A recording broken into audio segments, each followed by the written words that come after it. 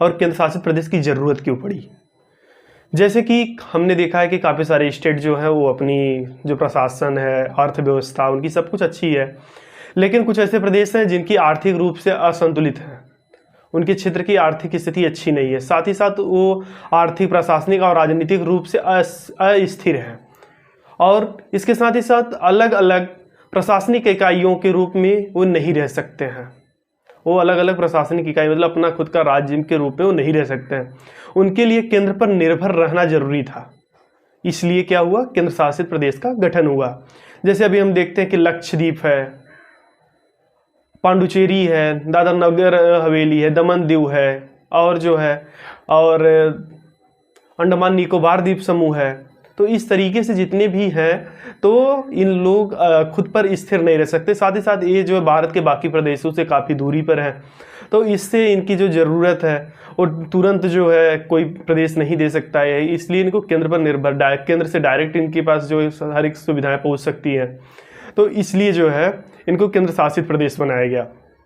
जैसे दिल्ली है, दिल्ली भारत का राष्ट्रीय राजधानी क्षेत्र है, और यहाँ पर जो है इसे केंद्र शासित प्रदेश बनाना जरूरी था, क्योंकि यहाँ का जितना भी जो भी काम धाम है पूरा का पूरा केंद्र सरकार देखती है। लेकिन यह भारत की राजधानी शहर था, लेकिन इसमें मुख्यमंत्री और मुख्यमंत्री परिषद होने के नाते 1991 में इसे अर्ध राज्य का दर्जा दिया गया। दिल्ली को 1991 में अर्ध राज्य का दर्जा मतलब अर्ध राज्य मतलब आधे राज्य का दर्जा दिया गया। क्यों दे दिया गया, क्योंकि यहाँ पर मुख्यमंत्री और मंत्री परिषद पहले से ही थी। लेकिन इसमें क्या है कि मुख्यमंत्री जो है वो सिर्फ प्रशासनिक काम देख सकते हैं, राजस्व का काम देख सकते हैं, विकास का काम देख सकते हैं, लेकिन जो प्रशासन है, जो पुलिस व्यवस्था है, वो राज्यपाल के अंतर्गत आती है। राज्यपाल ही उसका जो है राज्यपाल ही देखेगा।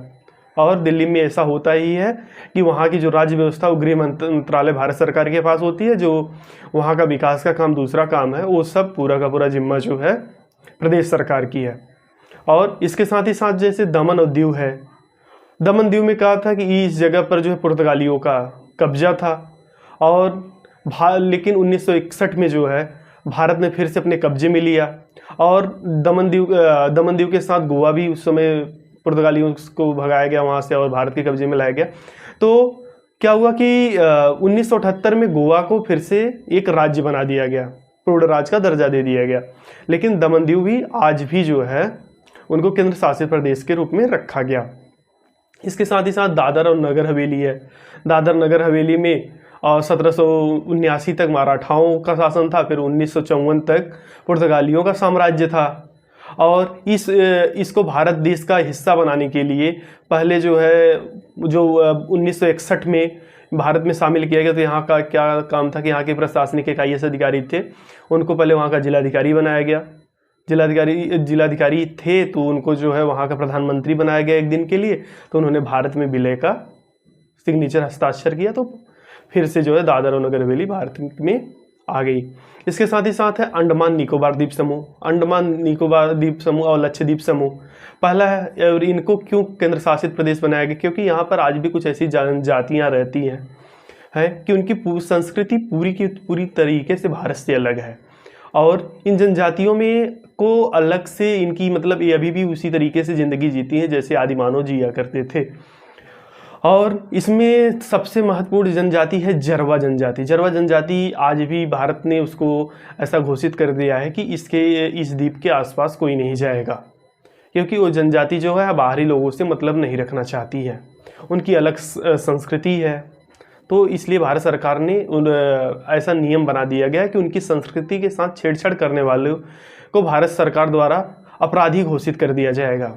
अब सबसे बड़ी बात ये आती है कि इन सभी केंद्र शासित प्रदेशों को क्यों घोषित किया गया। तो सबसे पहला बात है कि इनकी अलग संस्कृति है और प्रशासनिक महत्व है, जैसे कि अंडमान निकोबार द्वीप समूह, लक्षद्वीप समूह, ये सब भारत के प्रशासनिक और सामरिक रूप से बहुत महत्वपूर्ण हैं, और इसके साथ ही साथ अन्य राज्यों से बहुत दूरी पर हैं। जैसे लक्षद्वीप हो गया, अंडमान निकोबार द्वीप समूह हो गया, ये अन्य राज्यों से काफ़ी दूरी पर है। इससे जो है उस राज्य को वहाँ तक सुविधाओं को पहुँचाना तो उतनी जल्दी सुलभ नहीं है, इसलिए भारत सरकार वहाँ पर जो है सभी तरीके की सुविधाएं पहुँचाती है। और इसके साथ ही साथ चंडीगढ़ है। चंडीगढ़ को जब पंजाब और हरियाणा के दोनों राज्य हुए तो उन्होंने कहा कि हम दोनों लोग इसको नहीं छोड़ेंगे, ना चंडीगढ़ छोड़ने के ना हरियाणा छोड़ने के लिए राजी हुआ, ना पंजाब। जब हरियाणा पंजाब दोनों लोग छोड़ने के राजी नहीं हुए तो सरकार ने उसे केंद्र शासित प्रदेश बना दिया और साथ ही साथ दोनों की राजधानी भी। तो फ्रेंड